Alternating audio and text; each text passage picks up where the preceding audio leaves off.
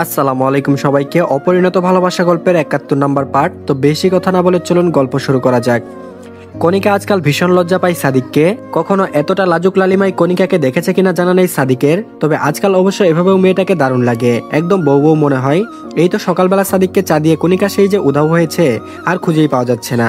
আজ আবার তাদের ঢাকাতে যাওয়ার দিন, বিকেলবেলা বের হবে তারা, অথচ চোখের সামনে আসছে না মেয়েটা। শেষে বাধ্য হয়ে সাদিক নিজেই খুঁজতে বের হলো কণিকাকে। পুকুর পাড়ে গিয়ে অবশেষে বিচ্ছুটাকে খুঁজে পেল সাদিক। কণিকা পুকুর পাড়ে পা ঝুলিয়ে বসে আছে, চোখে মুখে অদ্ভুত দীপ্তি। সাদিক পুলকিত হলো, ভালো লাগলো সহসা। নিজেও গিয়ে ধপ করে বসে পড়লো মেয়েটার কাছে। কণিকা সাদিককে দেখেই ভু করে দৌড় মারতে চাইলো, কিন্তু তার আগেই সাদিক শক্তপুক্ত হাতে মুহূর্তেই টেনে ধরলো কণিকাকে। কাদো কাদো মুখ করে তাকালো মেয়েটা, তারপর বলল, ছেড়ে দেন। সাদিক ভ্রু কুচকে চোখ শুরু করে বলল, বউ ছাড়তে নাই, আল্লাহ পাপ দেয়। কণিকা আরো সংকুচিত হয়ে বলল, ওহু আপনি ছাড়ুন আগে। সাদিক বলল, ছাড়ুম না। কণিকা বলল, কেন?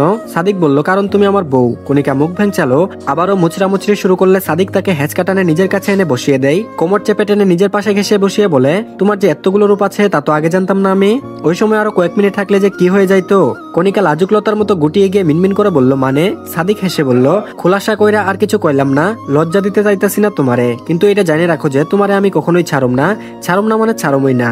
এতে তুমি আমারে বকো, মারো, কাটো, যা খুশি তাই করো। কণিকা মাথা নিচু করে হাসলো, লজ্জা পেল আবারও। একটু সময় নিয়ে বসে রইল সাদিকের পাশে। এভাবে পুকুর পাড়ে বসে স্বামীর সাথে সময় কাটাতে মোটেও মন্দ লাগছে না তার, তবে এক মুহূর্তের জন্য একটু মন খারাপ হলো কণিকার। সাদিকের দিকে তাকিয়ে জিজ্ঞেস করলো, আচ্ছা আব্বা আম্মা কি আমারে কোনোদিনও খুঁজবে না? আমার ছোট ভাইগুলারে কি আদৌ কোনোদিন দেখতে পারুম না? সাদিক চুপ করে রইল, এ বিষয়ে বলার মতো কিছু নেই তার। কণিকা বলার আগে সে আবারও চেষ্টা করছিল, চেয়েছিল কণিকাকে নিয়ে শহরে যাওয়ার আগে অন্তত দেখা করে যাবে সবার সাথে, কিন্তু সম্ভব হয়নি। সাদিক পারেনি, খোঁজ পায়নি কারো, গ্রামে তাকে ঢুকতেই দেওয়া হয়নি, এমনকি সাদিকের গায়ে হাত তোলা হয়েছে। শেষে ব্যর্থ হয়ে হাল ছেড়ে দিয়েছে সে। কণিকার কৌতূহলী চোখ জোড়া লক্ষ্য করে সাদিক কণিকার গালে হাত বুলিয়ে বলল, শুনো, তোমারে আমি বিয়ে করেছি, তুমি এখন পুরোটাই আমার। আমি তোমার একমাত্র অভিভাবক, বিশ্বাস করো। আমি কম চেষ্টা করিনি, কিন্তু তবুও পাইনি তোমার ভাইদের, তোমার বাপ মায়ের খোঁজও পাইনি। একটু থেমে সাদিক আবারও বলল, আচ্ছা তুমি কি আমারে ভরসা করো না? কণিকা উত্তর না দিয়ে তাকিয়ে রইল। সে তো আর বলতে পারবে না, চেঁচিয়ে মনের কথা বলতে পারবে না যে হ্যাঁ ভরসা করি, সবার থেকে বেশি ভরসা করি। কণিকার জবাবে শুধু হালকা করে মাথা নাড়ালো। সাদিক এবার কণিকার মাথায় হাত বুলিয়ে বলল, ওনারা তোমারে চায় না কণা, তোমার খোঁজও নেয় না, তুমি ওদের ভুলা যাও, আমি আছি তো। দেখবা আমরা অনেক সুন্দর একখান সংসার করব, আমি কোনোদিনও তোমার একটুকু দুঃখ পেতে দিব না, অনেক ভালো রাখবো তোমারে, দেখা নিও তুমি, কষ্ট পাইও না, সব ঠিক হয়ে যাইবো।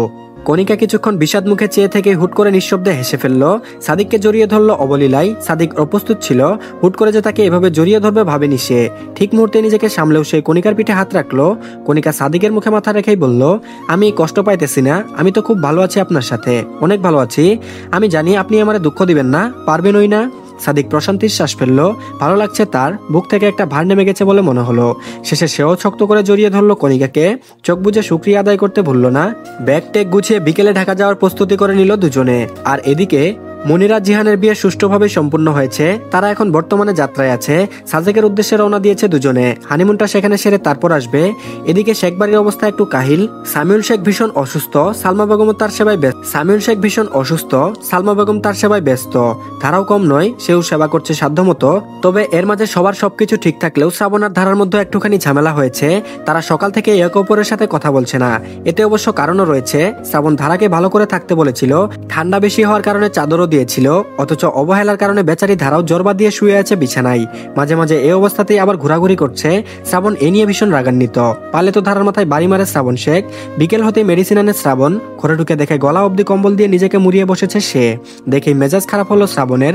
কতবার করে সে বলেছিল মেয়েটাকে একটু ভালো করে চলাফেরা করো, ঠান্ডা লাগিও না, অথচ শেষে কিনা ঠান্ডা লাগিয়ে বসে রইল অসভ্য মেয়েটা। শ্রাবণ কথা বলল না ধারার সাথে। ঘরে ঢুকে ঠাস করে দরজা লাগালো, শব্দে মাথা তুলে তাকালো ধারা। শ্রাবণ কথা না বলায় তারও মনটা ভীষণ খারাপ, কিন্তু সেও নিরুপায়, কিছু বলতে পারছে না ভয়ে। শ্রাবণ টেবিলের কাছে মেডিসিনটা ঠাস করে রেখে শার্টের বোতাম খুলতে খুলতে দৃঢ় কণ্ঠে বলে উঠল, আমার দায়িত্ব আমি পালন করেছি, কেউ মেডিসিন চাইলে নিতে পারে, কোনো জবরদস্তি নেই।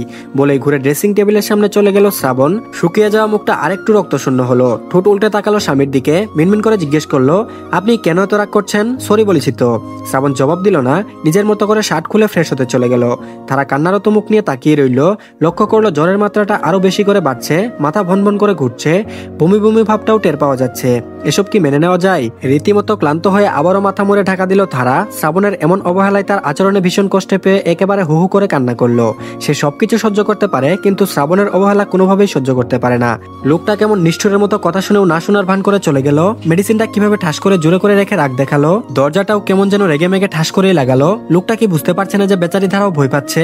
খানিকক্ষণ বাদে ওয়াশরুম থেকে বের হলো শ্রাবণ। হাতে টাওয়েল দিয়ে মুখ মুছতে মুছতে এগিয়ে আর চোখে তাকালো বিছানার দিকে। চোখ শুরু করে তাকিয়ে বিড়বিড় করে বলল, বলদ বলদ। এরপরে টাওয়েলটা শুকাতে দিয়ে বিছানা থেকে এসে দাঁড়ালো। কিছুক্ষণ তাকিয়ে রইল নিজের বিছানার মাঝখানে শটান হয়ে মাথা মুড়ে শুয়ে থাকা ধারার দিকে। মেয়েটা যে কাঁদছে সেটা বেশ ভালো করেই টের পাওয়া গেল, কারণ কান্নার তালে শরীর কাঁপছে মেয়েটার। শ্রাবণের এক মুহূর্তের জন্য মায়া হলো, আবার রাগও হলো, কিন্তু সে তো আবার অত্যন্ত দয়াবান। তার বউটাকে অনেক বেশি ভালোবাসে সে, তাই রাগ করে থাকা তার পক্ষে কোনোভাবেই সম্ভব নয়। এমনিতেই সকাল থেকে কথা বলেনি বলে বুক ব্যথা করছে। শেষে দীর্ঘশ্বাস ফেলে বিছানার উপরে বসে পড়লো শ্রাবণ। সময় নিয়ে একটু একটু করে শুয়ে পড়লো ধারার পাশে। তারা মোটেও এখনো বুঝেনি যে তার পাশে শুয়ে পড়েছে শ্রাবণ শেখ। কিছুক্ষণ পর শ্রাবণ গলা খাকারি দিয়ে গম্ভীর কণ্ঠে বলে উঠল, কান্না থামাও বেয়াদব। তারা ভে ভে করে না কেঁদে অস্ফুট স্বরে কান্না শুরু করেছিল বলে শ্রাবণের কণ্ঠটা শুনতে পেল, এবং কান্না থামিয়ে একটু একটু করে মুখের উপর থেকে কম্বল সরিয়ে আর চোখে তাকালো শ্রাবণের দিকে। শ্রাবণ তাকালো ধারার দিকে। মেয়েটার চোখ ভর্তি পানির ফোয়ারা দেখে মায়া উপচে পড়লো তার। ধারার চোখে তাকিয়ে কাতর গলায় বলল, দুর্বলতায় আঘাত করো না মেয়ে, প্রিয় তোমার চোখের পানি সহ্য হয় না আমার সামনে চোখের পানি বিসর্জন দেয়া বারণ। তারা ঠোঁট উল্টে এভাবে অভিমানী নয়নে তাকিয়ে মিনমিন করে বলল, আপনি আমার সাথে সকাল থেকে কথা বলছেন না? সরি বলেছি তো, তবুও রাগ দেখাচ্ছেন? এমনিতেই মাথা ব্যথা করছে, জ্বরে মাথা ঘুরছে, তার উপর আপনার রাগ দেখে আমার এখন ইচ্ছে করছে চলে যাই কোথাও। চোখ শুরু করে তাকালো শ্রাবণ। গম্ভীর ভাবটা বজায় রেখে জিজ্ঞেস করলো, কোথায় যাবে? ধারা বলল, যেখানে খুশি সেখানে। আপনার সাথে থাকবো না আমি, চলে গেলে তো খুশিই হবেন। শ্রাবণ ভ্রু কুচকে তাকালো। ধারা হাত উঠিয়ে সদ্য আসা চোখের পানি মুছে নাক টেনে নিয়ে আবারও চোখ মুখ কুচকে কান্নারত স্বরে বলল, আপনি ভীষণ খারাপ, আমি চলে যাব, থাকবো না আপনার সাথে, থাকবো না একটু। শ্রাবণ ভ্রু উঁচিয়ে বলল, ও আচ্ছা তাই। তারা পুরোদমে মাথা নেড়ে বলল, হ্যাঁ অবশ্যই। শ্রাবণ সিলিং ফ্যানের দিকে তাকিয়ে ঠুট কামড়ে হাসলো। মনে মনে ভেবে নিল কিছু একটা। বিড়বিড় করে বলল, শাস্তি মৌকুব। বুকা মেয়েটা কেঁদে কেঁদে মন গলিয়ে দিল। দীর্ঘশ্বাস ফেলে শ্রাবণ আবারও ধারার দিকে তাকালো। গম্ভীর মুখ করে দুহাত বাড়িয়ে বলল, বুকে আসো।